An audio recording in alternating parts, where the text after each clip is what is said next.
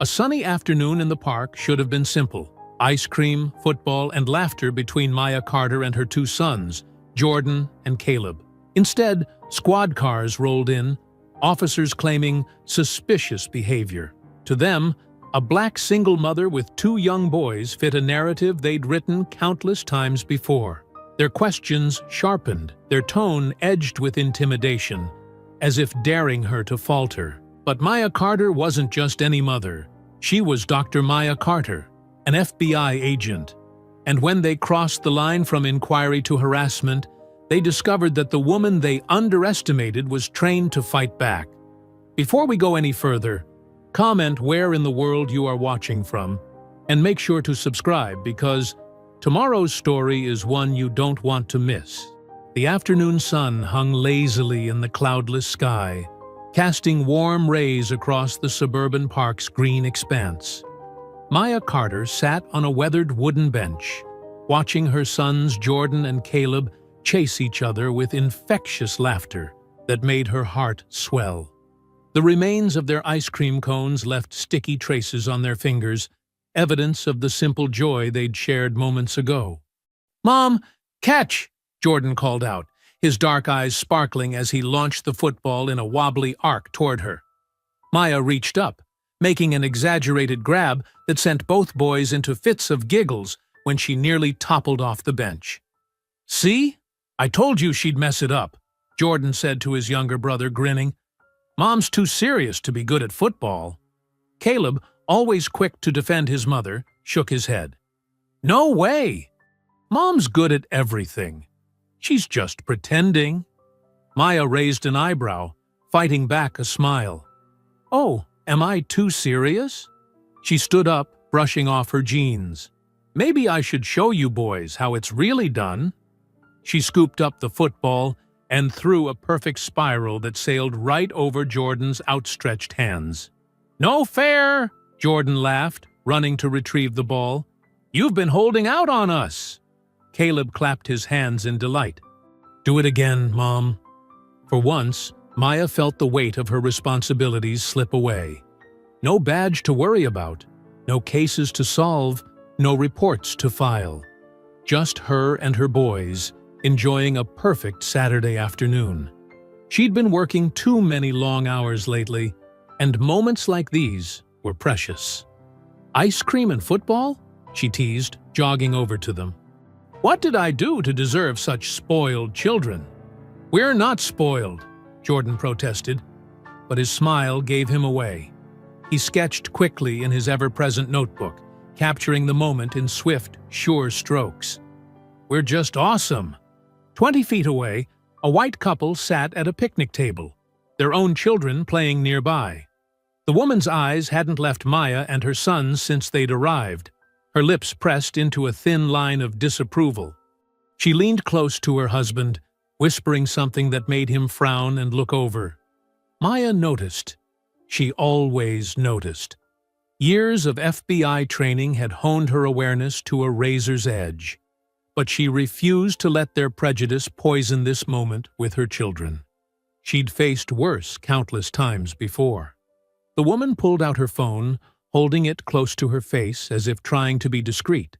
Her voice carried just enough for Maya to catch fragments. "Suspicious woman. Watching everyone. Those boys don't even look like they're hers." Jordan's shoulders tensed. He'd heard too. His sketching stopped, the pencil frozen mid-stroke.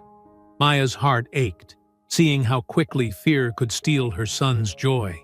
"Hey," she said softly, placing a hand on his shoulder. "Eyes on me, baby. We're having fun, remember?" Caleb, still innocent to the undercurrent of tension, tugged at Maya's sleeve. "Can we play tag now, please?" "Of course, sweet pea." Maya forced brightness into her voice. "But I warn you, I'm pretty fast." They chased each other across the grass, their laughter drowning out the woman's continued whispers into her phone. Maya made sure to stay within sight of the picnic table, her movements open and obvious. She knew the dance, how to be unthreatening while refusing to be intimidated. "Can't catch me!" Caleb shouted, darting behind a tree. "Oh, I bet I can, Maya called back, deliberately slowing her pace to let him stay ahead. The woman's voice grew more urgent. Just doesn't look right. She's watching the other children too closely. Jordan heard it again. His face fell, and he moved closer to Maya, seeking the protection of her presence. She pulled him into a quick hug, whispering, "It's okay, baby. We belong here just as much as anyone else." The sound of tires on gravel cut through their game. A white and blue patrol car rolled slowly into the park's parking lot, its presence immediately changing the atmosphere. Maya's trained eye caught every detail. The way the officers inside scanned the park with practiced movements, the deliberate slowness of their approach. Their gaze found her, and Maya felt the familiar weight settle onto her shoulders. She'd seen that look too many times before. The automatic suspicion, the prejudgment, the power dynamic they expected to enforce. Caleb ran back to her, suddenly unsure. "Mom, it's okay," she said again, gathering both boys close. They stood together on the sun-warmed grass, the forgotten football at their feet, watching the patrol car creep closer. Maya's mind was already racing, calculating angles and options, preparing for what she knew was coming. The woman at the picnic table watched with poorly concealed satisfaction, her phone still clutched in her hand like a weapon. Her husband nodded approvingly at the approaching police car, as if justice itself had arrived to address their discomfort.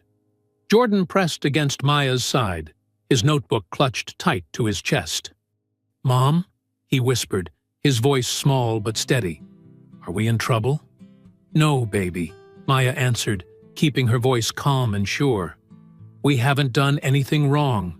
Remember that. No matter what happens next, we haven't done anything wrong." The patrol car came to a stop, and two officers emerged. Officer Bailey stepped out first, adjusting his belt with practiced authority. His partner followed, both approaching with measured steps that Maya recognized as textbook intimidation tactics. "Afternoon, ma'am," Bailey said, his tone professionally cold. "We received a call about some suspicious activity in the park. Mind if we ask you a few questions?" Maya kept her boys close, one hand on each of their shoulders. "No suspicious activity here, officers. Just enjoying the park with my children." Bailey's eyes narrowed slightly. "We got a report about a woman possibly with kidnapped children. Protocol requires us to investigate." He turned his attention to Jordan and Caleb, his voice shifting to an exaggerated friendliness that made Maya's skin crawl. "Hey there, boys. Mind if I ask you something?" Jordan pressed closer to Maya's side. Caleb looked up at his mother, uncertainty clear in his young face. "Is this really your mom?" Bailey asked, pointing at Maya. "Do you know her full name?" The question hung in the air like poison. Maya felt Jordan trembling slightly under her hand, but his voice came out strong and clear. "Of course she's our mom. Her name is Dr. Maya Carter." "Dr. Carter," Caleb added quickly, eager to help. "She helps catch bad guys." Bailey ignored the last part. "Ma'am, I'm going to need to see some identification." Maya kept her voice steady, controlled. "Officers, these are my children. I'd like to know why we're being harassed while trying to enjoy a peaceful afternoon at the park." "No one's harassing anyone," Bailey's partner chimed in. "We're just following up on a concerned citizen's report." He gestured toward the woman at the picnic table, who quickly looked away. More people were gathering now, phones appearing in hands, recording the scene. Maya could feel the weight of their stares, hear the murmur of their whispers. She'd been here before, knew how quickly situations like this could spiral. "Actually," Bailey said, his eyes moving to Maya's SUV in the parking lot, "that vehicle matches the description of one involved in some recent thefts in the area. Going to need to see your registration along with that ID." Maya felt her jaw tighten. The lie was so transparent, it was almost insulting. "Officer Bailey," she said, reading his nameplate, "you and I both know that's not true. You're fishing. and you're doing it in front of my children. Ma'am, if you continue to be uncooperative, I haven't been uncooperative. I'm simply stating facts. Maya's FBI training kicked in automatically. Cataloging details, reading body language, maintaining control of the situation. My boys and I have done nothing wrong, and you have no probable cause for any of this. The crowd had grown larger. Someone muttered, "This isn't right." Another voice added, "They're just playing in the park." Bailey's partner moved slightly to his left, a subtle positioning that Maya recognized as a tactical move to control space. "Ma'am, last time. Produce your ID, or we'll have to take this conversation downtown." Maya could feel the situation teetering on a knife's edge. She needed to end this quickly, before it traumatized her boys any further. "Fine. My ID is in my bag. I'm reaching for it now." She started to move her hand toward her purse, telegraphing her movements clearly. But Bailey suddenly grabbed her wrist, his fingers digging in hard enough to bruise. In that instant, everything changed. Maya's body responded before her mind could process the shift. Years of training taking over in a heartbeat. She twisted her arm in a precise motion, breaking his grip with practiced ease. Her stance widened automatically, center of gravity dropping as she moved her boys behind her with her other arm. "Do not put your hands on me," she said, her voice transformed from concerned mother to federal agent. The change was so dramatic that Bailey took a step back, his hand instinctively moving toward his weapon. The crowd gasped. Phones raised higher, recording everything. The woman who had made the call stood up at her picnic table, her mouth hanging open at the sudden shift in power dynamics. "Back away from my children," Maya continued, her words carrying the weight of authority that came from years of federal service. "Now!" Bailey's partner reached for his radio, but Maya's voice cut through the air like a blade. "Before you make that call, you should know exactly who you're dealing with. Both of you have made several serious mistakes in the last 5 minutes, and I've documented every single one." Jordan and Caleb stood behind their mother, watching with wide eyes as she transformed from their playful, ice-cream-buying mom into someone else entirely. Someone who radiated power and absolute control. "Ma'am, you need to—" Bailey started, but Maya cut him off. "No, Officer Bailey. You need to think very carefully about your next move. Because this situation is about to become much more complicated than a false report about suspicious behavior in a park." The tension snapped like a rubber band. Both officers lunged forward simultaneously, their training evident, but their anger making them sloppy. Maya's eyes narrowed, time seeming to slow as her FBI combat training took over. Officer Bailey reached for his taser, while his partner went for a direct grab. Maya moved with fluid precision, her body responding to years of drills and real-world experience. She sidestepped Bailey's reach, grabbing his wrist and using his own momentum to send him stumbling past her. In the same motion, she twisted his arm up behind his back, forcing him to drop the taser. "Mom!" Jordan's voice cracked with fear and amazement. "Stay back, boys," Maya commanded, her voice steady despite the chaos. "Remember what we practiced. Safe distance." The partner officer recovered and charged, but Maya was ready.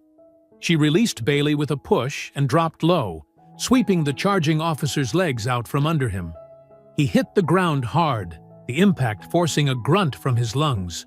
The crowd had formed a wide circle now, dozens of phones recording every second. Someone shouted, "Get them, sister!"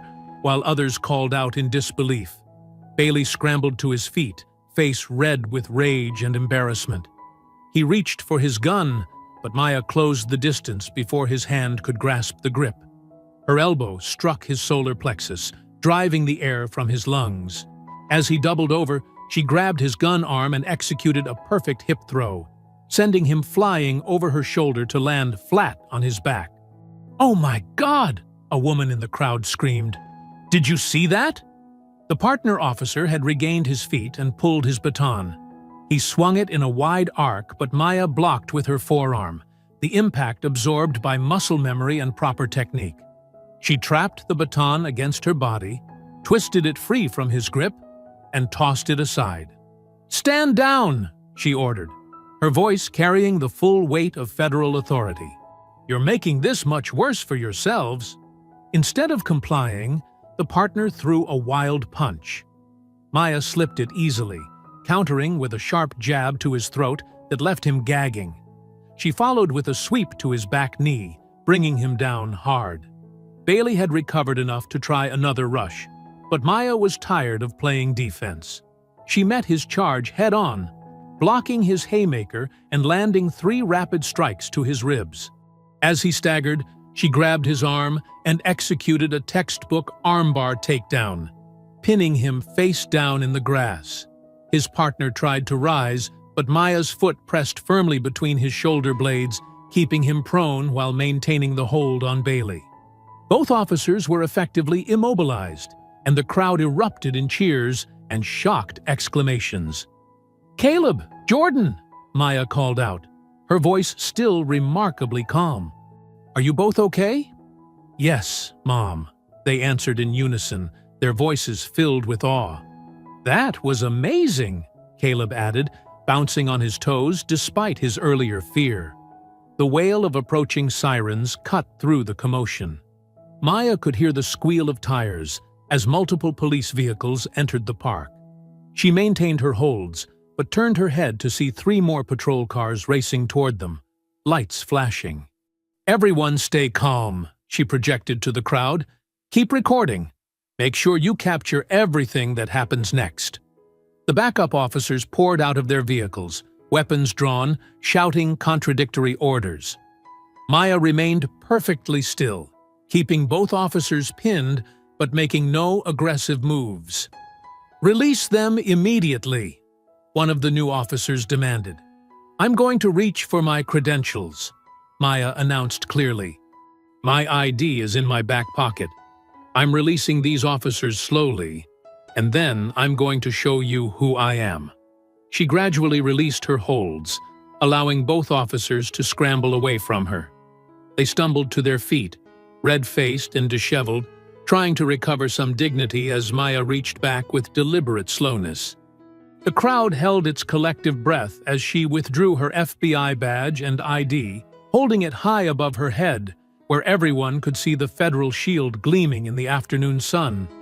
"I'm Special Agent Dr. Maya Carter, Federal Bureau of Investigation," she declared, her voice carrying across the suddenly silent park. "And these officers just committed multiple violations of federal law while assaulting a federal agent in front of witnesses." Phones clicked rapidly, capturing the badge, the shocked faces of the backup officers, and the dawning horror on Bailey's face as he realized exactly how badly he had miscalculated. Maya's sons stood tall behind her, their earlier fear replaced by unmistakable pride. The crowd murmured in amazement, and someone whispered, "That's why she moved like that. She's FBI." The sirens died away, leaving an almost eerie quiet, broken only by the sound of cameras continuing to document every moment. The backup officers slowly lowered their weapons, uncertain how to proceed now that the situation had shifted so dramatically. Bailey and his partner stood frozen, their earlier bravado completely evaporated as they faced not just any FBI agent, but one who had thoroughly demonstrated her physical superiority in front of dozens of witnesses with video evidence. The backup officers formed a loose circle around Maya, their hands hovering near their weapons. She kept her movements slow and deliberate, her FBI badge still clearly visible. "Let me explain exactly what happened here," Maya said, her voice carrying the practiced calm of someone used to defusing tense situations. "I was here with my sons when your officers approached us without cause. They escalated to physical contact, and I was forced to defend myself using my federal training." One of the backup officers, an older sergeant with gray at his temples, stepped forward. "Ma'am, we'll need to verify that badge." "Of course." Maya carefully passed him her credentials. "You can also contact the local FBI field office. They'll confirm my identity." The sergeant examined her ID closely, then spoke into his radio. The crowd continued filming, their phones raised like a wall of electronic witnesses. Jordan and Caleb stood close to their mother, their earlier fear now mixed with fascination at seeing this new side of her. "Mom," Jordan whispered, "everyone's watching." "Let them watch," Maya replied softly. "The truth needs witnesses." Bailey and his partner had regained their composure, huddled together near their patrol car. Maya could see them gesturing animatedly, their faces twisted with anger and embarrassment. They were speaking urgently into their own radio, likely calling for higher-ranking backup. The sergeant returned Maya's credentials, his expression neutral but respectful. "Everything appears to be in order, Agent Carter." For a brief moment, Maya felt the tension ease. The crowd's murmurs turned supportive, and several people called out encouragement. "You show them! Don't let them get away with this!" Then Bailey stepped forward, his voice carrying a new edge of desperation. "She attacked us. Badge or no badge, she assaulted police officers." His partner joined in, their earlier aggression transformed into calculated victimhood. She was acting erratically from the start. Suspicious behavior, refusing to comply with simple requests. "That's a lie!" Caleb shouted, but Maya squeezed his shoulder gently. "Let them talk," she whispered. "They're just making it worse for themselves." Bailey pointed at Maya, his hand trembling slightly.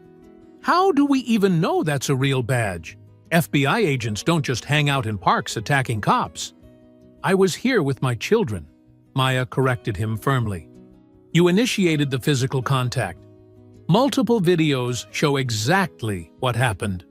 The crowd voiced their agreement, several people holding up their phones as proof. But Maya noticed the backup officers exchanging uncertain glances. Despite the clear evidence, they were already choosing sides, and it wasn't hers. A black SUV with police department markings pulled up, and Captain Richard Harlan stepped out. Maya recognized him immediately from police liaison meetings, though they'd never directly spoken. His reputation preceded him, a man known for protecting his officers at any cost. Harlan surveyed the scene, his cold eyes taking in every detail. He barely glanced at Maya's badge before turning to Bailey and his partner. "Officers, are you injured?" Harlan's voice carried false concern. "She attacked us, Captain," Bailey said quickly. "We were responding to a suspicious person call, and she became violent." Harlan turned to Maya, his face a mask of professional disdain. "Agent Carter, if that's who you really are, you understand we'll need to investigate this thoroughly.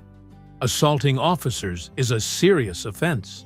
"Captain Harlan," Maya replied evenly, "your officers harassed me and my children without cause, escalated to physical contact, and attempted to use weapons. Everything is on video." "Videos can be misleading," Harlan said smoothly, "and they don't show what happened before. We'll need statements from everyone, and of course, we'll have to verify your credentials through official channels." Maya watched as Harlan moved among his officers, speaking quietly to each one. The backup officers' postures changed subtly, their earlier uncertainty hardening into something more hostile. They were falling in line behind their captain, reality already being reshaped to fit their preferred narrative. The captain stepped away, speaking intently into his radio. Though Maya couldn't hear his words, she saw his eyes fix on her with unmistakable malice. This wasn't just about protecting his officers anymore. She represented a direct threat to his authority, to the system he'd built. A cold shiver ran down Maya's spine. She'd seen that look before in corrupt officials who'd do anything to maintain their power. Her brief moment of vindication evaporated as she realized this confrontation was far from over. "Mom?" Jordan's voice was quiet. "Are we in trouble?" Maya pulled both her boys closer, watching as Harlan continued his whispered conversation. His back turned, but his intent clear in every rigid line of his posture. "No, baby," she said, keeping her voice steady despite the dread building in her chest. "But I think this is going to be a longer fight than we thought." The crowd had grown larger, their phones still recording, but Maya barely noticed them now. Her focus was entirely on Harlan as he ended his radio call and turned back toward her, his face set in lines of bureaucratic determination. The drive home felt longer than usual. Maya kept checking her rearview mirror, watching for patrol cars that might follow them. The setting sun cast long shadows across the suburban streets, making every dark corner seem threatening. "Mom?" Jordan's voice broke through the tense silence from the back seat. "Are they going to arrest you?" Maya gripped the steering wheel tighter, but kept her voice calm. "No, honey. I didn't do anything wrong. Everything's on video, remember?" "But what if they lie?" Caleb's voice trembled. "What if they make up stuff about you?" "Then we'll fight back with the truth," Maya said firmly, though her stomach churned at the thought. "I'm an FBI agent. I know how to handle this." Jordan leaned forward in his seat. "You were amazing, Mom. The way you took down those cops, it was like something from a movie." "I didn't want you to see that side of me," Maya admitted softly. "I'm trained to protect people, but fighting should always be the last resort." "Were you scared?" Caleb asked. Maya thought carefully before answering. "A little. But being scared doesn't mean you can't be brave. Sometimes being brave means standing up for what's right, even when you're afraid." They pulled into their driveway, and Maya did another quick scan of the street before ushering the boys inside. Their home felt different now, less like a sanctuary and more like a fortress they needed to defend. "Go get ready for bed," Maya instructed. "It's been a long day." While the boys brushed their teeth, Maya checked all the doors and windows, drawing the curtains tight. She could hear them whispering in the bathroom, their voices carrying traces of excitement mixed with worry. "Did you see how fast she moved?" "Yeah, but what if the mean cops come here? Mom won't let them hurt us." "I know, but still." Maya's heart ached hearing their conversation. They shouldn't have to worry about these things. They shouldn't have to see their mother fight or fear the police showing up at their door. When the boys finished getting ready, Maya followed them to their rooms. Jordan's walls were covered with his sketches, superhero drawings mostly, though Maya noticed he'd already started a new one that looked suspiciously like her in an action pose. "Try to get some sleep," she said, pulling his covers up. "Everything will look better in the morning." Jordan grabbed her hand before she could leave. "Mom, I'm proud of you for not letting them push us around." Maya kissed his forehead, lingering a moment longer than usual. "I'm proud of you too, baby. You were so brave today." In Caleb's room next door, her younger son was already curled up under his favorite blanket, clutching his worn stuffed elephant. His eyes were wide and anxious in the soft glow of his nightlight. "Will you stay with me for a little while?" he asked. Maya sat on the edge of his bed, running her fingers through his curls. "Of course, baby. I was really scared when they grabbed you," Caleb whispered. "But then, you weren't scared at all." "I was scared," Maya admitted. "But sometimes we have to act brave even when we're afraid. That's what real courage is." Caleb held onto her tighter than usual when she leaned down to kiss him goodnight. She could feel him trembling slightly, and it broke her heart. "I love you, Mom," he said fiercely. "I love you too, baby. More than anything in this world." Maya stayed until his breathing evened out in sleep, then quietly made her way downstairs. She needed to think, to plan their next moves carefully. The house felt too quiet now, the silence heavy with unspoken threats. Her phone buzzed. Sarah Martinez, her closest colleague at the FBI. Maya had worked with her on numerous cases, and they'd developed a trust that went beyond professional courtesy. "Sarah, what's wrong?" Maya asked, noting the late hour. "Are you somewhere private?" Sarah's voice was barely above a whisper. Maya moved to her home office, closing the door. "I am now. Talk to me. I've been making calls, checking channels. Maya, they're not just mad. They're mobilizing against you. They want you buried." Maya's hand tightened on the phone until her knuckles went white. The words hit her like physical blows, confirming her worst fears. She'd known the police department wouldn't let this go easily, but hearing it confirmed made her blood run cold. "What exactly are they planning?" she managed to ask, her voice steady despite the fear coursing through her. The next morning, Maya sat at her kitchen table before dawn, her laptop open and a fresh cup of coffee steaming beside her. She hadn't slept much, but her mind was sharp with purpose. The boys were still asleep upstairs, giving her precious quiet time to work. "Document everything," she muttered to herself, fingers flying across the keyboard. She detailed yesterday's events with clinical precision. The initial approach, the officer's exact words, their aggressive actions, and her measured response. Years of writing FBI reports had taught her the importance of details. Her phone buzzed. It was Angela Washington, a civil rights attorney she'd worked with on previous cases. "I saw the videos," Angela said without preamble. "All of them. There are at least 6 different angles showing those officers completely out of line. When can you meet?" "The boys have school at 8, Maya replied. "I can be at your office by 9. "Perfect. And Maya? Bring everything, your badge, your service record, any complaints you've filed. We're going to build an ironclad case." After hanging up, Maya opened Twitter. The video had exploded overnight. She watched herself again. The controlled takedown, the flash of her badge, the shocked faces of the officers. Comments flooded in by the hundreds. "FBI agent and single mom? Queen. Those cops picked the wrong woman to mess with. This is what happens when you racially profile the wrong person." Maya started typing her own thread, hands trembling slightly. "I am Dr. Maya Carter, the FBI agent in yesterday's viral video. I'm also a single mother of 2 beautiful boys who watched their mom being harassed and assaulted by police officers while we were simply enjoying a day at the park." She told the story in clear, measured words. No dramatics needed. The truth was powerful enough. She ended with a call for accountability and reform, then hit post. The response was immediate. Retweets and likes exploded. Local activists began sharing her thread, adding their own stories of police harassment. Within an hour, "Under Justice for Maya" was trending. Jordan wandered into the kitchen, still in his pajamas.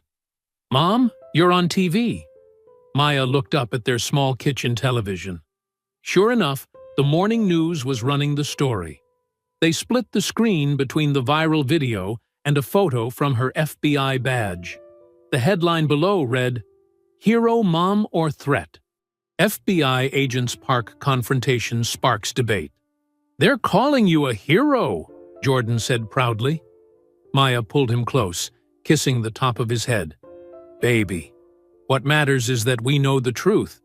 The rest is just noise." But the noise was getting louder. By the time she dropped the boys at school, after a long talk with their principal about possible media attention, her phone was blowing up with messages. Journalists wanted interviews. Activists wanted her to speak at rallies. The FBI's Public Affairs Office sent urgent emails about proper media protocols. At Angela's office, they watched a live stream of protesters gathering outside the police station. People carried signs reading, "Protect Black Mothers," and "Who polices the police?" "This is good," Angela said, taking notes. "Public pressure makes them nervous. Nervous people make mistakes." Maya's phone buzzed again, a text from Sarah at the FBI. Chief of Police holding press conference at noon. Watch your back. They turned on the TV just in time to see Police Chief Richards step up to a forest of microphones. His face was red, his uniform perfectly pressed. "While we take all allegations of misconduct seriously," he began, "we must remember that our officers face split-second decisions in potentially dangerous situations." Translation? "They're circling the wagons," Angela muttered. Maya barely heard her. She was focused on her phone, where support continued pouring in. Civil rights organizations offered resources. Other Black female law enforcement officers shared similar stories. Mothers from across the country sent messages of solidarity. A new hashtag was trending. "We stand with Maya." "Look at this," she showed Angela her screen. "People are organizing fundraisers for legal fees we haven't even needed yet." "That's because they see themselves in you," Angela replied. A mother protecting her children. A professional woman facing discrimination. Someone finally fighting back and winning. Maya scrolled through more messages. A viral tweet showed her boys' scared faces next to her taking down the officers, with the caption, "This is what Mama Bear looks like when you threaten her cubs." For the first time since yesterday's confrontation, Maya felt something loosen in her chest. The fear wasn't gone. She knew the fight ahead would be brutal. But she wasn't alone anymore. Each supportive message, each shared story, each protest sign carried a piece of her burden. "Maybe we can really do this," she said softly, more to herself than Angela. "Maybe we can actually make them answer for what they did." Angela squeezed her shoulder. "That's what they're afraid of. And that's exactly why we're going to win." Maya looked back at her phone, at the thousands of voices rising to support her. The flicker of hope in her chest grew stronger, warming her like sunlight breaking through storm clouds. The system might be powerful, but so was the truth. And now the whole world was watching. Maya flashed her badge at the security desk of the FBI field office, grateful that her credentials still worked. Despite the media circus outside her house this morning, the familiar corridors felt like a sanctuary. She nodded to colleagues who gave her supportive looks, but kept walking, focused on her mission. In her office, she closed the blinds and logged into the federal database. Her hands hesitated over the keyboard for a moment. What she was about to do wasn't exactly illegal. She had clearance to access police records, but using it for personal investigation was definitely in a gray area. "Sometimes justice needs a push," she whispered, then typed in Officer Mark Bailey's name. The screen filled with files. Maya's eyes widened as she read. "Got you," she breathed. Bailey had 5 brutality complaints in just 2 years, all involving minorities. Each time, the incidents were marked as resolved with minimal investigation. The pattern was clear: aggressive stops, escalating confrontations, then paperwork that made the victims look like the aggressors. She opened a secure folder on her laptop and started downloading. Her phone buzzed. A text from Jordan. "When are you picking us up from after school?" "4:30 sharp," she replied, then returned to digging. The deeper she went, the worse it got. Bailey's partner had similar complaints. Internal affairs investigations that mysteriously ended. Witness statements that contradicted official reports. Maya recognized the bureaucratic language used to bury the truth. She'd seen it too many times before. A knock at her door made her jump. "Come in," she called, quickly minimizing windows. It was Tom Chen, her longtime colleague. He closed the door behind him and spoke in a low voice. "Maya, you need to see this. Just came through unofficial channels." He handed her his phone. On it was a police department memo marked internal only about her case. Her breath caught as she read phrases like potential threat to officer safety and history of aggressive behavior. "They're building a narrative," Tom said. making you look unstable before any hearing. Maya's jaw tightened. They don't know who they're dealing with. She showed him her screen. Look what I found. Tom whistled softly. That's a powder keg. But Maya, be careful. These guys play dirty when cornered. So do I, she said, continuing to download files. And I've got better training. She worked methodically, following digital breadcrumbs. Each new document revealed more corruption, missing evidence, altered testimonies, systematic suppression of complaints. The department hadn't just protected bad officers, they'd created a culture where harassment was standard procedure. Her phone buzzed again, this time from Angela. Meeting with Civil Rights Commission tomorrow. Bringing anything good? Maya smiled grimly. Oh yes, a lot. She glanced at the clock. Almost time to get the boys. As she gathered the files, her office phone rang. The caller ID showed Internal Affairs. Maya stared at it, letting it ring. They were probably fishing for information, trying to figure out her next move. Let them wonder.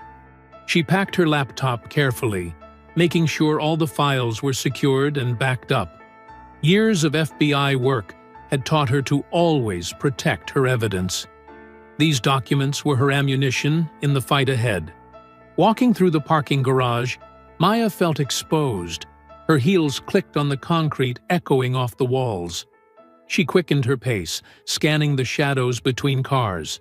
The weight of her service weapon at her hip was reassuring. She picked up Jordan and Caleb from their after-school program, trying to act normal despite her racing thoughts. The boys chatted about their day, but she could sense their anxiety. They kept looking around, as if expecting more police to appear. "Mom," Jordan said suddenly, "are those men following us?" Maya checked her rearview mirror.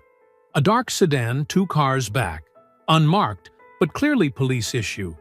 She recognized the type from countless operations. "Just some people going the same way," she said calmly, taking a deliberate wrong turn. The sedan followed. She drove in a careful circle, confirming her suspicions. When she finally pulled onto their street, she spotted another unmarked car parked across from their house. 2 men in plain clothes sat inside, not even trying to be subtle. "Okay, boys," she said cheerfully, masking her anger. "Homework time. Let's get inside." She helped them out of the car, positioning herself between them and the watching officers. Her hand brushed her concealed weapon as she unlocked the front door, but she kept her movements casual. "Go on up and start your work," she told the boys. "I'll bring snacks in a minute." Only when they were safely inside did Maya allow herself a quick glance at the surveillance car. She recognized one of the men, a detective from the same precinct as Bailey. They wanted her to know she was being watched. She lifted her briefcase, heavy with damning evidence, and walked inside without acknowledging them. Let them watch. She had enough ammunition now to blow their whole corrupt system wide open. The question was, how far would they go to stop her? Maya's dining room had become a war room. Files and documents covered the table as she met with her impromptu team. Angela Washington, the civil rights lawyer with 20 years of experience fighting police misconduct. Marcus Thompson, leader of the Community Justice Coalition.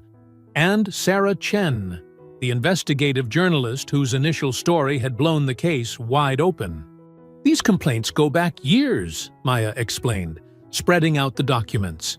"Every time they cornered someone vulnerable, every time they escalated a simple stop into violence, it's all here." Angela adjusted her glasses, examining a particularly damning report. "The pattern is clear. They target minorities, create confrontations, then twist the paperwork to blame the victim. Classic abuse of power. And the department backs them every time," Marcus added, his deep voice tight with controlled anger. He'd been fighting these battles for a decade, but the evidence still made his hands shake. Internal Affairs is just a rubber stamp. Sarah took photos of key documents with her phone, careful to exclude any identifying details that could compromise Maya's position. The public needs to see this. Not just statistics, but real stories. Real people hurt by these officers. We need to be strategic, Maya cautioned, glancing toward the kitchen where her boys were supposedly doing homework. They're watching my house right now. They'll try to discredit anything we release. Let them try, Angela said firmly. We've got hard evidence, multiple witnesses, and viral videos. Plus, you're the perfect plaintiff, an FBI agent with a spotless record. They can't paint you as some random troublemaker. Marcus leaned forward, his elbows on the table. We organize a press conference. Get all the previous victims to speak. Show the community this isn't isolated. It's systematic. And I'll run a series, Sarah added, typing notes on her laptop. Start with your confrontation, then expand to show the bigger picture. Police harassment, covered-up complaints, the whole corrupt machine. Maya nodded slowly. But we need to move fast. They're already building their counter-narrative. That internal memo Tom showed me. They're trying to paint me as unstable, aggressive. Classic gaslighting, Angela snorted. They love using that against strong women, especially women of color. But it won't work this time. We've got too much proof. They worked out a timeline. Angela would file official complaints with the department, the city, and the FBI's Office of Professional Responsibility. Marcus would organize peaceful protests and community forums. Sarah would release her investigation in carefully timed segments, building public pressure. What about your safety? Marcus asked Maya directly. These officers have friends. They're not above intimidation. Maya touched her concealed weapon reflexively. I can handle myself. I'm more worried about... A small noise from the doorway made them all turn. Jordan and Caleb stood there in their pajamas, clutching their tablets. Their eyes were wide with worry. Mom? Jordan asked, his voice smaller than usual. We heard you talking about safety. Caleb moved closer to his brother. Are the bad police going to hurt us? Maya's heart clenched. She pushed back from the table and opened her arms. Both boys ran to her, pressing against her sides. The others watched silently, understanding the human cost of this fight. Listen to me, Maya said, looking into their worried faces. Those officers, they're bullies. And what do we say about bullies? They're cowards, Jordan recited. They only feel strong when others feel scared. That's right. Maya hugged them tighter. And are we scared? Caleb hesitated. A little. That's okay, Maya assured him. Being brave doesn't mean you're never scared. It means you don't let fear stop you from doing what's right. But what if they come here? Jordan asked. What if they try to hurt you? Maya met Angela's eyes over their heads, seeing her own determination reflected there. Then she looked back at her sons, these beautiful boys who deserved to grow up without fear of those meant to protect them. Mom, are we safe? Caleb whispered against her shoulder. Maya pulled them both closer, her voice fierce and tender at once. As long as I'm here, you are.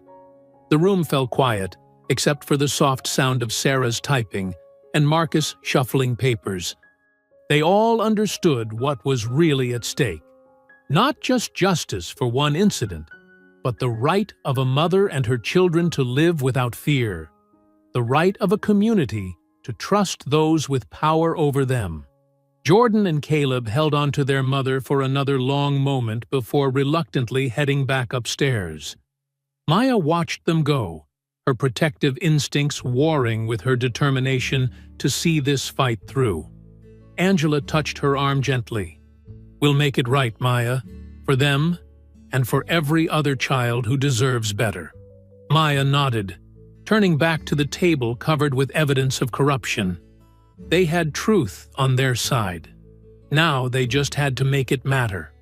Maya stood before her bathroom mirror, adjusting her navy blazer and rehearsing her testimony one more time. The city council had announced the public hearing for tomorrow, and her words needed to be perfect. Every news station in the city had been running stories about the FBI Agent Mom case. The officers approached without cause, she practiced, her voice steady. They escalated the situation deliberately, putting my children at risk. Her phone buzzed. Another text from Angela, her lawyer. CNN wants an interview. Still think we should wait until after. Maya agreed. They'd been strategic about media appearances, letting the viral videos and public outrage speak for themselves. Sarah's investigative series had done the rest, revealing a pattern of harassment that stretched back years. The sound of her boys arguing drifted up from downstairs. Maya checked her watch. Past their bedtime. She headed down to find Jordan and Caleb sprawled on the living room floor, surrounded by colored pencils and paper. "It needs more red," Jordan was saying, hunched over his sketchbook. "Superheroes always have red." "But Mom wears blue to work," Caleb protested, pointing at another drawing. Maya cleared her throat. "Artists, it's bedtime." "Wait!" Jordan scrambled to hide whatever he was working on. "You can't see it yet. It's for tomorrow." "For the hearing?" Maya sat on the couch, suddenly exhausted. She'd been up past midnight all week, working with Angela to prepare her testimony and review evidence. Caleb climbed into her lap, his small hands playing with her FBI badge. She'd gotten it back after a tense meeting with her superiors, who'd been forced to acknowledge the public support behind her. "Are you scared?" Caleb asked quietly. Maya stroked his hair. "A little. But being scared is okay when you're doing something important. Like when I had to give my book report." Jordan looked up from his drawing. "Exactly like that." Maya smiled. "Remember how nervous you were? But you did it anyway. And it turned out great." "Yeah, but you have to talk in front of way more people." Jordan frowned. "And those mean officers will be there." Maya's jaw tightened. The officers had been placed on administrative leave, but their police union was fighting hard. They'd tried to paint Maya as aggressive, unstable, but the videos told a different story. "Truth is stronger than lies," Maya said firmly. "That's why we have to tell our story, even when it's scary. Like in my book about Martin Luther King?" Caleb perked up. They'd been reading age-appropriate civil rights history together, helping the boys understand why this fight mattered. "Just like that, baby." Maya hugged him closer. "Sometimes brave people have to stand up and say, 'This is wrong,' so things can change." Jordan finally looked up from his drawing. "Will things really change, though? Officer Mike at school still looks at us weird." Maya's heart ached. Her sons had lost some of their innocence that day in the park, learning too young that some people in uniform couldn't be trusted. "Change takes time," she explained carefully. "But it starts with people speaking up. Remember how many supporters came to the rally last week?" The boys nodded. The Community Justice Coalition had organized a peaceful march that drew hundreds. Maya had kept her sons home, worried about police retaliation, but they'd watched the coverage together. "Okay, really bedtime now," Maya announced, standing up. "Tomorrow's a big day." She supervised teeth brushing and pajamas, then tucked them into their beds. As she kissed Caleb goodnight, he whispered, "You're braver than Superman, Mom." In Jordan's room, he finally pulled out the drawing he'd been working on. "It's for tomorrow, for good luck." Maya's breath caught as she looked at it. Jordan had drawn her standing tall, wearing her FBI jacket like a cape. She was positioned protectively in front of stick-figure versions of the boys, her arms spread wide as if shielding them. "See?" Jordan pointed proudly. "You're our superhero." And superheroes always win against bad guys. Maya traced the careful lines, noting how he'd drawn her natural hair like a crown, how he'd made her look both strong and gentle. "This is beautiful, baby. Thank you. Will you take it with you tomorrow? For good luck?" "I'll keep it right in my folder." Maya kissed his forehead. "Now, sleep, okay?" Promise the truth will win tomorrow? Jordan asked sleepily. Maya tucked the drawing carefully into her briefing folder, next to her testimony. Tomorrow, the truth wins, she promised. She left his nightlight on and closed the door softly. In the hallway, she touched the drawing through the folder, drawing strength from her son's faith in her. Tomorrow would test everything: her courage, her composure, her commitment to justice. But looking at Jordan's art, she knew she couldn't fail. This wasn't just about one incident in a park anymore. It was about her son's future, about every child's right to trust those meant to protect them. The truth had to win, for all of them. Maya's hands trembled slightly as she pulled out of her lawyer's office parking lot. Angela's last words echoed in her mind. Be careful. They're desperate now. The streetlights cast long shadows across her SUV as she merged onto the main road. 3 blocks later, she noticed the dark sedan. It stayed 2 cars behind, matching her turns with practiced precision. Her FBI training kicked in. She took an unnecessary left, then a right. The sedan followed. Maya's heart pounded as she speed-dialed her neighbor. Mrs. Johnson, are my boys still at your house? Good. Could you keep them inside for a few more minutes when I get there? She gripped the steering wheel tighter, checking her mirrors. The sedan had closed the gap. No plates visible in the dim light. Her driveway was just ahead, but stopping felt dangerous. She had to get home, though. Her boys would worry. Maya pulled in sharply, killing the engine. Before she could move, car doors slammed behind her. 3 men in black masks rushed from the shadows. Their build and movement screamed law enforcement training. She exploded out of her SUV, using the door as a weapon. It caught the first attacker in the chest. He staggered back, cursing.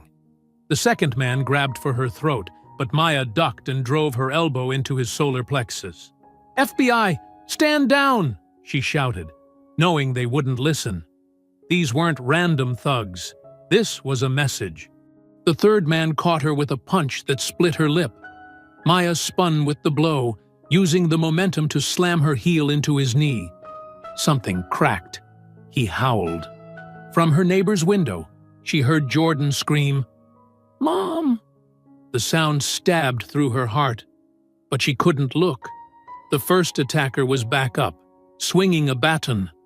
Maya blocked it with her forearm, pain shooting through the bone. She grabbed his wrist, twisted hard, and the baton clattered to the ground. Her knee found his groin. As he doubled over, she brought her elbow down on the base of his skull. The second man wrapped his arms around her from behind. Maya threw her head back, feeling his nose break against her skull. But his grip held. The third man limped forward, fist raised. Maya kicked off the ground, using the second man's grip against him. Both her feet slammed into the third man's chest. He flew backward into her car. The impact loosened the grip around her chest enough for her to break free. She spun, striking precise blows to the second man's throat and temple. He crumpled. All 3 attackers were down, but Maya's whole body screamed with pain. Blood dripped from her split lip onto her white blouse. Neighbors had spilled onto their porches. Someone was filming. Mrs. Johnson held Jordan and Caleb back as they cried out for her. Red and blue lights flooded the street as police cruisers arrived, far too quickly to be a normal response time. Maya stood her ground, hands raised. FBI Special Agent Maya Carter. I was just assaulted by 3 masked men. They need to be arrested. But the officers ignored the groaning attackers. Instead, their captain stepped forward, a familiar smirk on his face. He held out an official envelope. Agent Carter, he said, emphasizing the title mockingly. You've been suspended from duty, effective immediately, pending investigation into multiple incidents of violent conduct. Maya's hands shook as she opened the letter. The FBI seal glared up at her, followed by cold, bureaucratic language.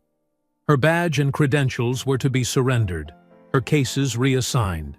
Her career, everything she'd fought for, suspended with a single piece of paper. "The men who attacked me," she started. "What men?"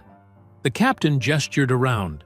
The 3 attackers had vanished during the chaos of the police arrival. Even the dark sedan was gone. "Looks like you had quite a fall in your driveway, though. Might want to get those injuries checked out."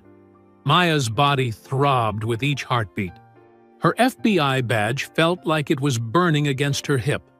No longer a symbol of justice, but a reminder of betrayal. She could hear her sons crying, could feel the neighbors' stares, could sense the officer's satisfaction. "Your badge, Agent Carter." The captain held out his hand. "Or should I say, Miss Carter?" With trembling fingers, Maya unclipped her badge. Everything she'd worked for, every barrier she'd broken, every sacrifice she'd made, stripped away by the same corrupt system she'd sworn to uphold. She placed the badge in the captain's palm, keeping her voice steady, despite the pain coursing through her body. "I want to file an assault report." "Of course," he smiled coldly. "Come by the station tomorrow. We'll take your statement about that fall." "You had?" The officers returned to their cruisers, leaving Maya standing in her blood-stained clothes as neighbors whispered and filmed. Mrs. Johnson finally let go of the boys, who ran to her. "Mom!" Jordan crashed into her legs. "You're bleeding!" "I'm okay, baby." Maya tried to hide her wince as she hugged them. "Let's get inside." "Your badge?" Caleb pointed at the retreating police cars. "They took your badge." Maya looked down at her sons' terrified faces, at the phone cameras still recording, at the spot where her attackers had vanished. The system she'd trusted, the badge she'd earned, the justice she'd believed in, all of it had turned against her in a single night. Maya's eyes snapped open at dawn, her body screaming in protest. Every muscle felt like it had been torn apart and hastily stitched back together. The morning light filtering through her bedroom window seemed harsh and accusing. She tried to sit up, gasping at the stabbing pain in her ribs. The empty space on her hip where her badge should be felt like a phantom limb. 20 years of working toward that badge, fighting through the academy, proving herself over and over, all gone in one night. Her phone buzzed constantly on the nightstand. News alerts, texts, missed calls. She grabbed it, scrolling through the headlines with shaking hands. FBI agent suspended after violent outburst. Questions raised about unstable federal agent. Mother or menace? The Dr. Maya Carter story. The local news had already painted her as unhinged, dangerous. They'd found an old quote from her ex-husband about her intensity during their divorce. They'd twisted her takedown of the officers in the park into something sinister. Not a mother protecting her children, but a threat to public safety. Maya forced herself to her feet, wrapping her arms around her aching ribs.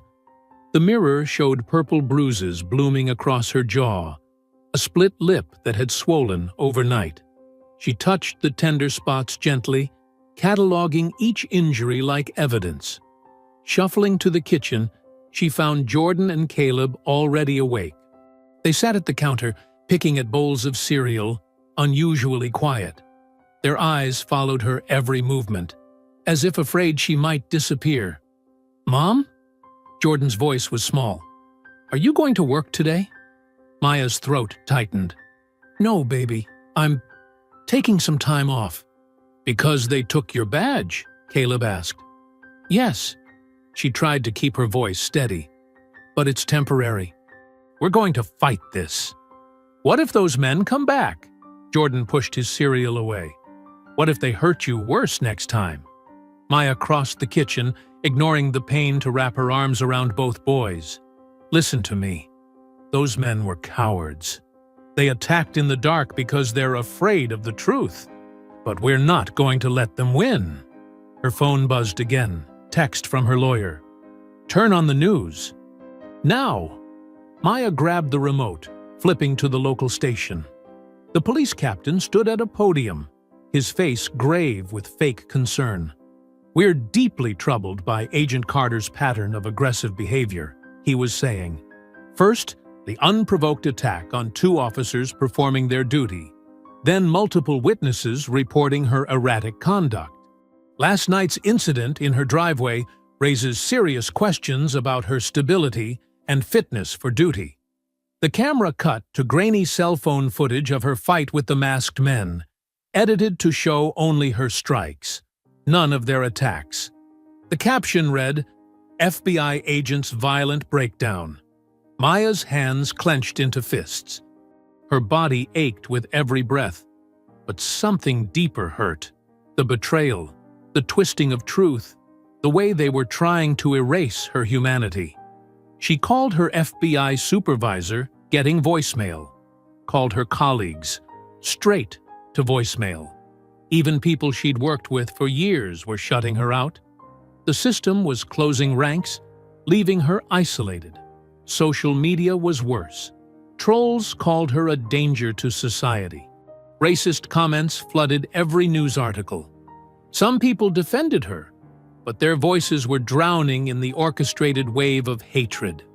By afternoon, reporters camped outside her house. Their cameras tracked her through the windows.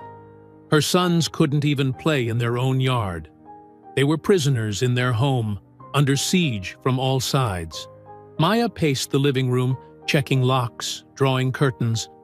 Her training told her to document everything, build her case methodically. But her hands wouldn't stop shaking. Every car that drove by too slowly made her flinch. Every shadow could hide another attacker.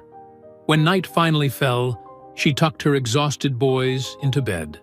They clung to her longer than usual, making her promise again and again that she wouldn't leave them. "You're still our superhero," Jordan whispered. "No matter what they say." Maya held him tight, fighting back tears. "Get some sleep, baby. Everything will be better soon." But alone in her bathroom later, staring at her battered reflection in the mirror, Maya felt anything but heroic. Her bruises had darkened, her split lip still throbbed. The woman looking back at her seemed smaller somehow, diminished without her badge. She gripped the sink, leaning close to examine every mark they'd left on her. Physical wounds would heal, but they were trying to break something deeper. Her spirit, her resolve, her very identity as a protector of justice. Her whispered words fogged the mirror. "They want me broken." They picked. Maya stared at her reflection for another long moment, then straightened her spine. The pain was still there, but something else burned brighter now. Determination. She grabbed her phone and started making calls. First was Angela Washington, the civil rights lawyer who'd been fighting police brutality cases for 20 years. "Meet me at the community center tomorrow night," Maya said, "and bring every piece of evidence you've got on police union corruption."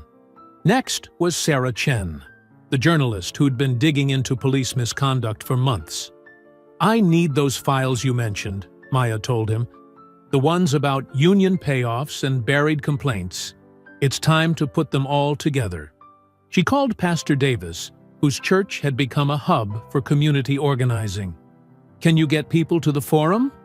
We need witnesses, victims, anyone who's been silenced by these officers."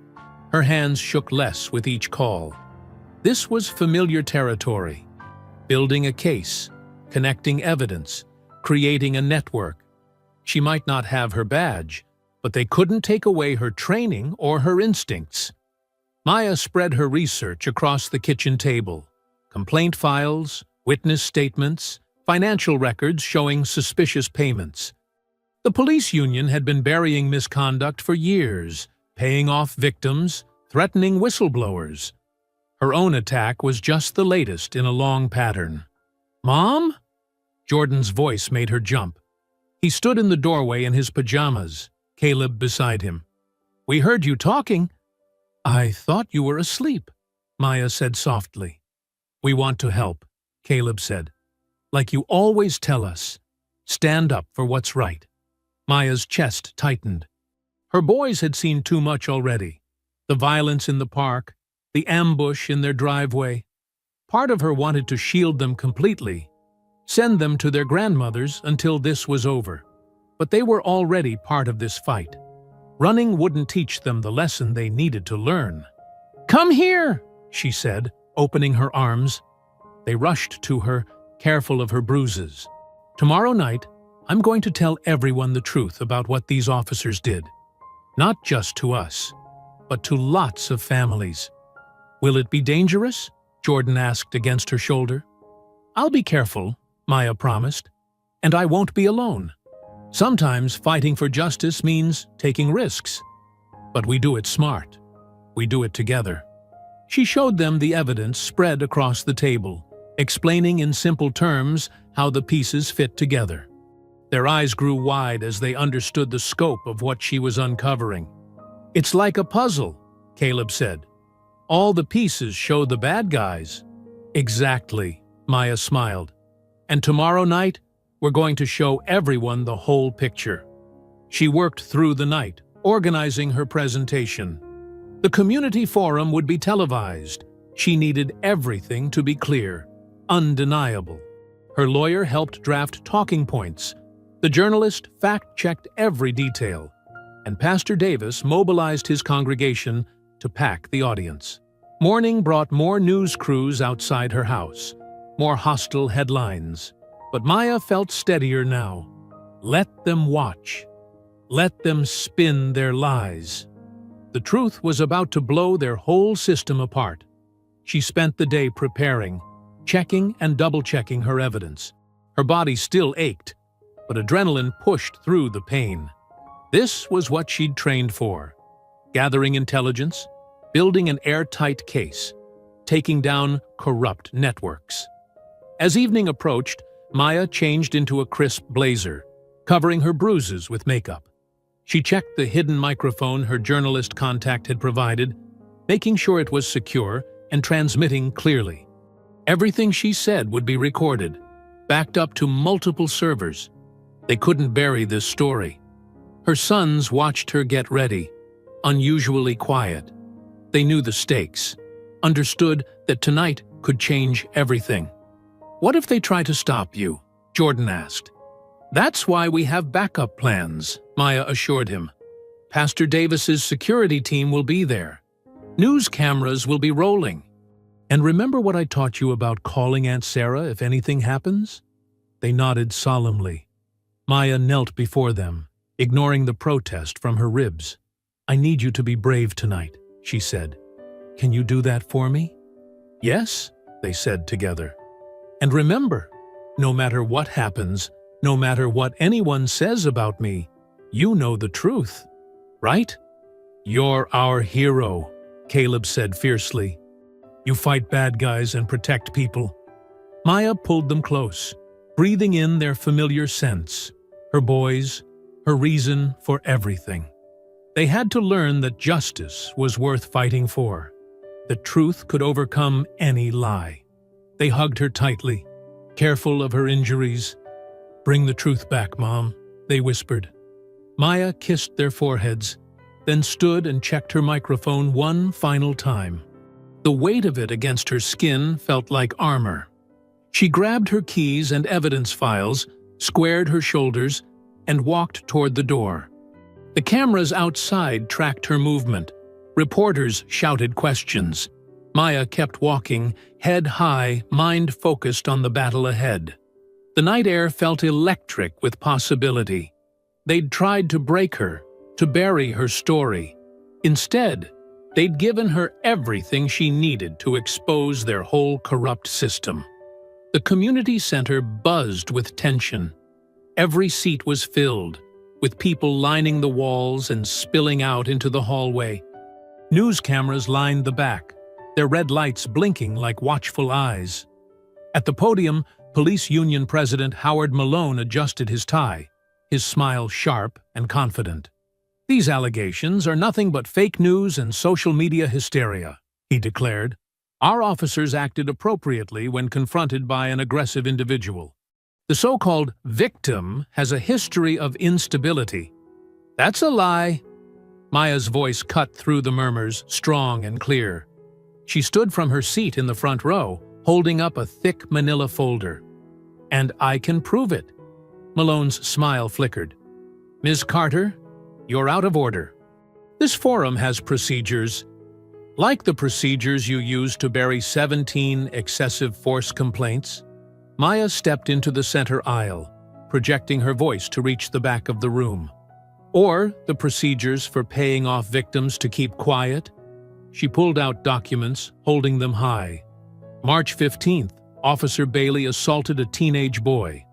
The complaint vanished. April 3rd, both officers harassed an elderly black couple. That report? Mysteriously lost. The crowd stirred. Phones raised to film. Maya moved closer to the stage, each step deliberate. June 7th, a domestic violence victim called for help. Instead of protection, she got threats. The union paid her $10,000 to stay silent. Maya's voice grew harder. I have bank records, witness statements, internal memos ordering cover-ups. Security! Malone barked into the microphone. Remove this woman. But Maya was already climbing the stage steps, laying out papers on the podium. Everything's here. Names, dates, signatures. A pattern of brutality and corruption going back years. The crowd pressed forward. Journalists scrambled to photograph the documents. Malone grabbed for the papers, but Maya blocked him smoothly, her FBI training evident in every controlled movement. That's when the back doors burst open. 3 officers in tactical gear charged through the crowd. Maya recognized them instantly, the same men who'd ambushed her at home. But this time, she was ready. The first officer reached for her arm. Maya stepped into his momentum, using his own force to flip him over the podium. He crashed into the front row as gasps and screams erupted. The second officer swung a baton. Maya caught it mid-strike, twisting it free while sweeping his legs. He hit the stage hard as cameras flashed like strobe lights. The third officer, bigger than the others, wrapped his arms around her from behind. Maya dropped her weight, breaking his grip, then spun with an elbow strike that caught him in the solar plexus. He stumbled back, wheezing. "Keep filming!" someone shouted. Every phone was up now, capturing the violence in high definition. The first officer charged again, reaching for his taser. Maya moved with fluid precision. She caught his wrist, redirected the taser into his partner's chest, then used the momentary chaos to take them both down with quick, efficient strikes. The big officer made one last attempt, bull rushing across the stage. Maya sidestepped, caught his arm, and executed a perfect takedown that left him face down, arm locked behind his back. "This is what they do," she called out, her voice carrying over the shocked crowd. "They use force to silence the truth, but not anymore." The fallen officers groaned on the stage. Union President Malone had disappeared. Maya stood tall despite her aching body, surrounded by scattered papers that detailed years of corruption. "Maya! Maya! Maya!" The chant started in the back, spreading through the crowd like fire. Reporters swarmed the stage, cameras pushing close, microphones thrust forward. "Dr. Carter, how long have you been investigating the union? Did they target you because you had evidence? Are there more cover-ups to expose?" Maya faced the cameras directly, her voice steady. "Everything you need to know is in these files. The evidence speaks for itself. No more cover-ups. No more silence." The chanting grew louder. Phones kept recording. Through the crowd, Maya spotted Pastor Davis nodding proudly, and her lawyer already gathering the scattered documents into evidence bags. Local news crews pushed through, broadcasting live. Maya stood her ground as questions flew, the downed officers still groaning at her feet. She had trained her whole life for moments like this. Not just the physical combat, but the courage to stand up, to fight back, to expose the truth no matter the cost. The community center vibrated with energy. More people pressed in from outside, drawn by the commotion. The chanting continued, punctuated by cheers and calls for justice. Camera flashes lit up the stage like lightning, capturing every detail of the scene. The fallen officers, the damning documents, and Maya Carter standing tall in the middle of it all. The next morning exploded with headlines. Every major network covered the story. FBI agent exposes police corruption. Union president flees after confrontation. Justice Department launches investigation. Maya watched from her kitchen table as clips of the previous night's showdown played on repeat. Jordan and Caleb sat beside her, munching cereal and staring at the TV with wide eyes.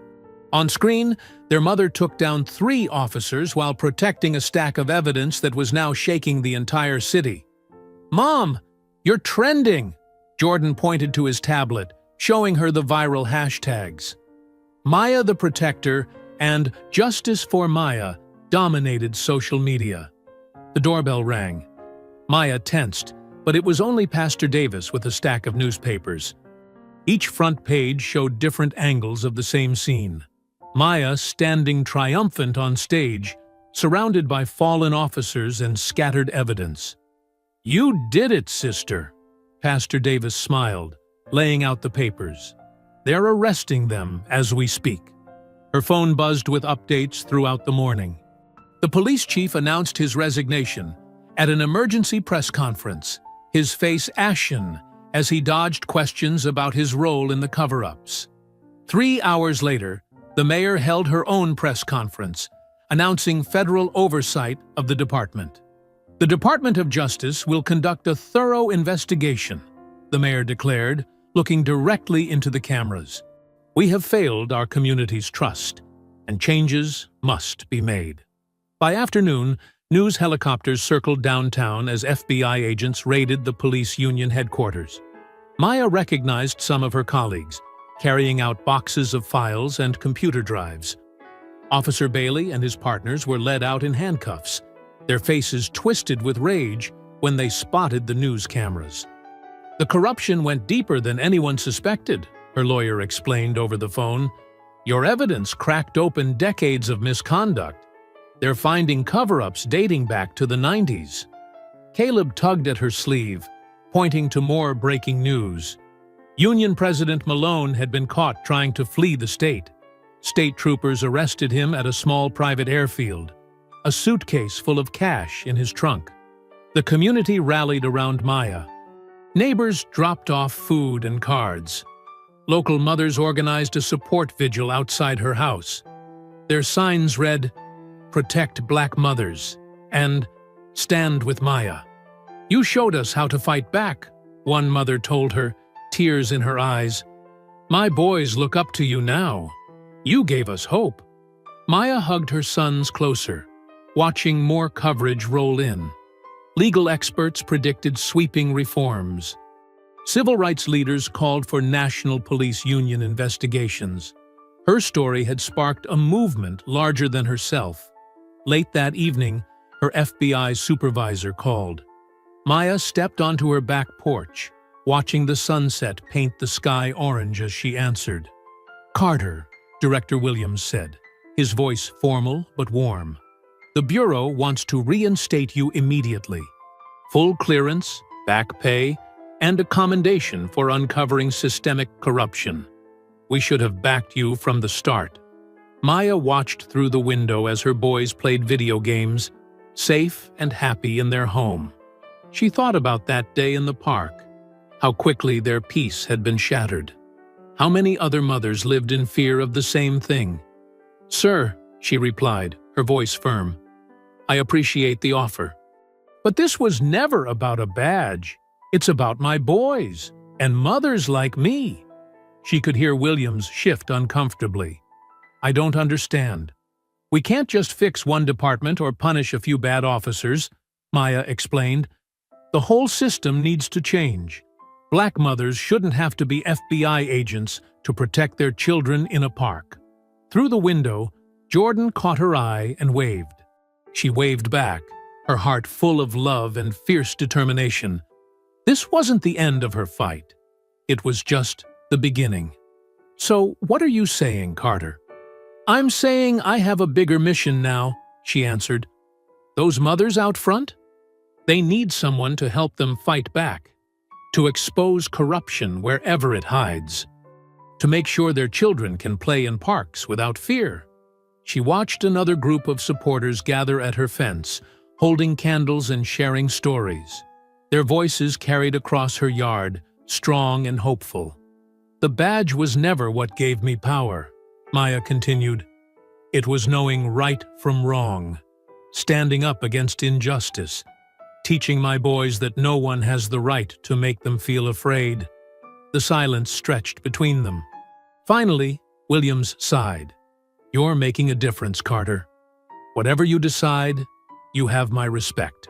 Maya ended the call and looked up at the darkening sky. Somewhere in the distance, sirens wailed, but for the first time in weeks, she didn't tense at the sound. Change was coming, slow but unstoppable, like a tide rising to wash away years of corruption and fear. A week later, Maya pulled into the familiar parking spot at Henderson Park. The same trees swayed in the breeze, the same playground equipment gleamed in the afternoon sun.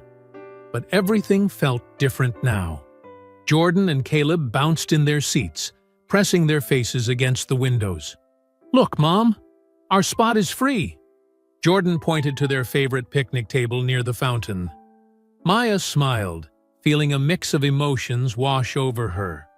This park had been their sanctuary, then their battleground, and now, perhaps, it could be their sanctuary again. As they climbed out of the SUV, she noticed other families watching them, not with suspicion or fear, but with quiet recognition. A mother pushing her daughter on the swings gave Maya a small wave. An elderly man reading on a bench nodded respectfully. "Can we get ice cream first?" Caleb asked, tugging at her hand. His eyes darted nervously toward the spot where the police car had parked that day, but Maya squeezed his fingers reassuringly. "Of course, baby. Rocky Road for you, mint chocolate chip for Jordan, and vanilla for Mom because she's boring," Jordan finished, grinning. The familiar teasing felt like healing, like reclaiming pieces of their old life. They walked to the ice cream cart, where Mr. Rodriguez beamed at them. "The Carter family. No charge today," he insisted, already scooping their usual orders. "Please, let me pay," Maya started, but he shook his head. "You showed my granddaughters what courage looks like," he said softly. "That's worth more than ice cream." They settled at their picnic table, savoring the cold sweetness. Maya watched her boys relax into the familiar routine, Jordan telling elaborate stories, while Caleb giggled and added sound effects. Ice cream dripped down their chins just like before. A group of kids playing nearby whispered and pointed. One brave girl approached their table, clutching a worn basketball. "Are you really the FBI agent who fought the bad police?" she asked Maya, eyes wide with wonder. Maya smiled gently. "I'm just a mother who wants her children to feel safe." The girl nodded solemnly. "My mom says you're a hero. Can Jordan and Caleb come play with us?" Her boys looked to Maya for permission, their faces hopeful. She nodded, and they raced off to join the game. The sound of their laughter mixed with the other children's shouts echoed across the park. A few mothers drifted over to Maya's table, introducing themselves. They shared stories of their own encounters with police, their fears for their children, their hope that things might finally change. "We're organizing a community watch program," one woman explained, "teaching our kids their rights, documenting everything. Would you consider speaking at our meetings?" Maya watched Jordan show the other kids his best basketball moves, while Caleb cheered from the sidelines. "Yes," she said. We all need to protect each other. The afternoon stretched on, golden and peaceful. Maya retrieved their old football from the car, and soon an impromptu game started on the grass. Children and parents from all over the park joined in, passing and laughing together. She caught the ball and tossed it to Caleb, who had finally overcome his shyness enough to play. He caught it with a triumphant grin, and her heart swelled with pride. Her sensitive boy was finding his courage. Jordan organized the teams, his natural leadership shining through. He no longer looked over his shoulder for threats or flinched at the sound of sirens in the distance. The park was becoming their happy place again. As the sun began to sink toward the horizon, families gradually packed up and headed home. Maya sat on a bench, watching her sons chase fireflies near the fountain.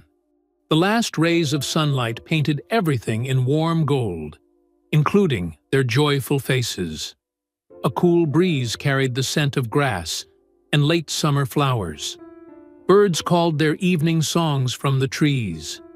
The peace they'd lost that terrible day settled back around them like a comfortable blanket.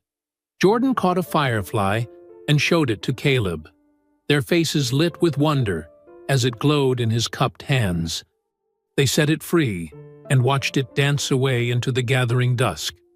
Maya felt tears prick her eyes, not from fear or anger this time, but from fierce joy. Her boys could run and play without looking over their shoulders. They could exist in this space without anyone questioning their right to be there. A police car rolled past the park entrance, and Maya noticed her sons didn't even glance its way. They were too busy trying to catch more fireflies, their laughter ringing clear and unafraid in the evening air. She leaned back on the bench, watching their silhouettes dance in the fading light. The knowledge settled deep in her bones. They had reclaimed more than just this park. They had reclaimed their right to joy, to innocence, to simply being. As the first stars appeared in the darkening sky, Maya whispered while watching her sons play, "No one will ever cage us again." Her face held all the pride and strength of a mother who had fought for her children's freedom and won. I hope you enjoyed that story. Please share it with your friends and subscribe so that you do not miss out on the next one. In the meantime, I have handpicked 2 stories for you that I think you will enjoy. Have a great day!